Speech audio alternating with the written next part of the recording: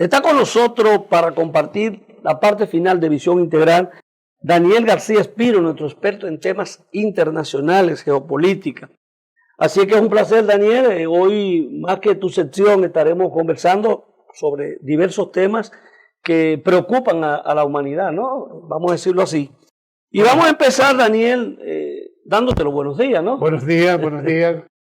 Mira, Daniel, tu ausencia no fue muy prolongada, ¿verdad que no? Pero bueno, mira, en términos, la situación política internacional es muy preocupante en este momento por la cantidad de conflictos y que uno entiende como que se han agudizado en los últimos días.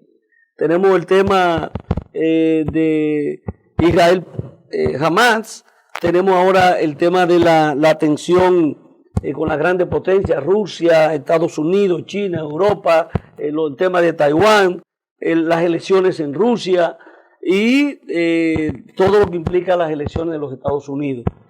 Vamos a ver globalmente, cuál es tu apreciación de la situación que está manejando la humanidad y que en algún momento se ve crítico porque está hablando de uso de armas nucleares en este momento.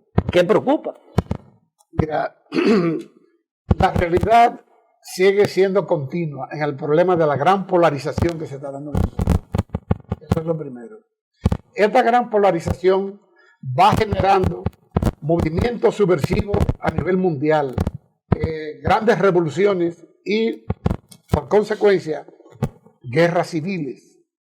Esta situación ya la vimos en Ucrania, en Israel con Hamas, y tenemos otros focos que se irán levantando, porque la situación va a mayor, va a más. ¿Por qué? Porque las élites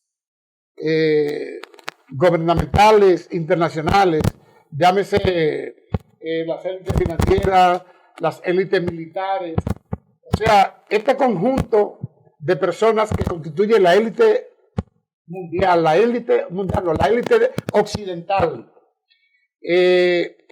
no cede, no quiere ceder, se han endiosado en su posición y prefieren llevar al mundo a una guerra nuclear antes de ellos perder los privilegios y la condición de endiosamiento que tienen. Esta situación ha llevado al límite de que hoy la OTAN, a través de sus voceros, el presidente Macron de Francia, los ingleses, algunos países del norte de Europa, estén hablando de llevar tropas de la OTAN a Ucrania. Y Rusia ha dicho reiteradamente que eso es una línea que no va a permitir que se cruce, con lo cual se despierta la oportunidad de que se dé una guerra entre Rusia y la OTAN. Ahora bien, ¿qué consecuencias traerá esto para Europa? Indudablemente que en este proceso de gran contraste mundial, la gran perdedora es Europa, en todos los sentidos. Pues una tercera guerra mundial en Europa va a acabar con Europa. ¿Por qué?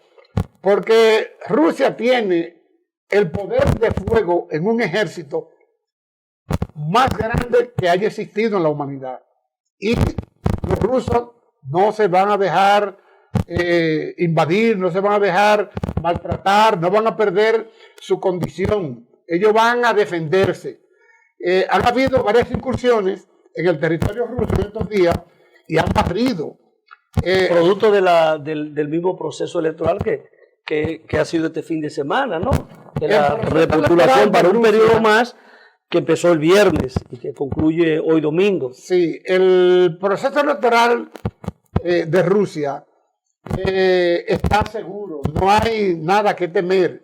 Son más bien oportunidades que están logrando. No hay oposición. Exacto, son oportunidades que están logrando la OTAN con la intención de distraer a las autoridades rusas de sus tareas de preservar el proceso electoral con la mayor seguridad que puedan.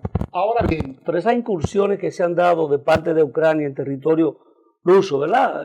Bombardeando inclusive algunas plantas plantas de producción de energía. Pero realmente, como tú dices, han sido barridos, pero han incursionado en territorio ruso. Y eso también, en medio de un proceso, es una provocación para quizás ver la reacción de Rusia, o como tú dices, quitarle de foco a Putin, que es un proceso electoral que tiene, y distraer. Exacto. La situación es más que eso, es más complicada de ahí. Porque hay que recordar que la OTAN está haciendo uno de los ejercicios militares más grandes de toda su historia en la costa norte, apoyado por Estados Unidos, naturalmente, que es el principal miembro de la OTAN. Entonces, ellos han movilizado 100.000 soldados, que nunca lo habían hecho. Ellos han movilizado todas 60 barcos, ¿Hacia dónde esa movilización? Esa movilización la están haciendo en todo lo que es el Mar del Norte y el Mar Este, donde está el enclave ruso, que es a lo que ellos le tienen más deseo, de Kaliningrado. Esa situación ha generado que hayan colocado alrededor de 40.000 soldados en la frontera de los Países Bajos, Finlandia, que se incorporó finalmente a la OTAN, en los 3 países estos miniaturas que hay ahí en el Báltico, que son Letonia, Lituania. Entonces, han colocado ese porcentaje tan representativo de su fuerza militar con la finalidad de relajar a Rusia, porque ellos realmente no tienen poder de fuego para responderle al ejército ruso. Pues Rusia ha tomado la medida correspondiente de fortalecer todo ese flanco a fin de no permitir este tipo de cosas. Entonces hacen esta incursión por aquí, por la provincia de Yarkov y por Belgorado, como una manera de ver cómo Rusia cede a la provocación. Pero los rusos están por encima de eso. Pero lo grande del caso es que Ucrania está prácticamente derrotada por el ejército ruso. No tiene recursos humanos, no tiene armamento suficiente, y porque la OTAN no se lo suministra porque no lo tiene tampoco. Pero entonces, en medio de esa situación, ¿qué va a ocurrir? O sea, tú dices, Ucrania derrotada, la OTAN haciendo un esfuerzo por seguir defendiendo a Ucrania y enfrentar a Rusia. Ya el pronunciamiento de Vladimir Putin en estos días sobre el tema de las armas nucleares, la advertencia que le hace a los Estados Unidos de que si tratan de enviar soldados a Ucrania, o cualquiera que lo envíe a Ucrania, ya es una declaración de guerra de nuevo para Rusia. Entonces ellos van a actuar ahí y no tienen límite para tomar una decisión, no importa la escala que haya que tomarla, inclusive usando las armas nucleares que no quisieran. Según mi experiencia y las informaciones o conocimientos que tengo de la geopolítica, esa situación no va a llegar. Una guerra. Todo perdería. Los europeos podrían estar desquiciados, pero no tienen ese carácter suicida que le requeriría la condición para iniciar un proceso de alta naturaleza.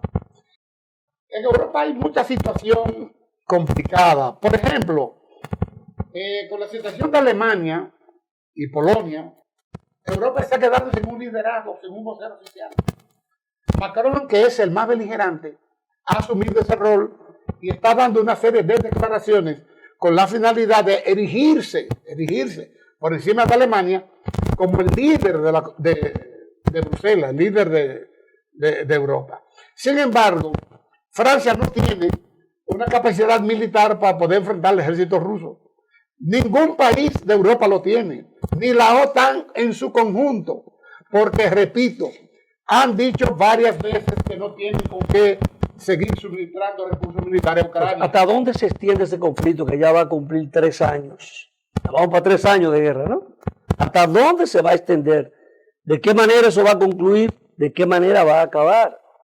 Mira, sobre Ucrania misma, la situación es muy grave, porque el empuje que lleva Rusia hoy, desmantelando lo que queda del ejército ucraniano, le implica absorber más territorio. Entonces, con Ucrania hay una situación muy complicada, muy complicada. Aún se destruya el Estado ucraniano como lo conocemos hoy. Primero, el presidente ucraniano ya pierde vigencia porque su periodo presidencial es hasta ahora. Pero en medio de una guerra no puede haber elecciones. Pero, sin embargo, puede haber una comisión que lo sustituya, una comisión militar como se está suponiendo que se está creando en Ucrania, para dar un golpe de Estado a Zelensky si él insiste en quedarse. Esa es una. Otra es que Polonia, Rumanía, declaran la necesidad de ellos reincorporar una serie de territorios que perdieron en la Segunda Guerra Mundial. Y si Rusia asume la mayoría del territorio ucraniano, ya Putin ha declarado en varias ocasiones que no le interesa Ucrania completa, y que si Polonia quiere coger un pedazo, no le importa. Que si Rumanía quiere coger los Carpatos de aquella época, que también. O sea que no hay esa ambición territorial de asumir a Ucrania como tal. Eso es un aspecto. Pero ahora bien, la situación es que la crisis de Ucrania se traslada totalmente a Europa, porque Ucrania se convirtió en un momento en el granero de Europa, y Europa está padeciendo muchas necesidades. Está padeciendo el problema energético, la necesidad energética, y a pesar de las declaraciones que dan, le siguen comprando petróleo y gas a Rusia como antes del proceso del conflicto bélico. Entonces, no se entiende la situación de Europa. No se entiende. Bueno, mire, vamos a hacer una pausa y entonces ya venimos con el tema de las elecciones en los Estados Unidos, y creo que la crisis haitiana también hay que tratarla en este bloque, y en el próximo bloque, y el Medio Oriente. Pausamos y en breve retornamos.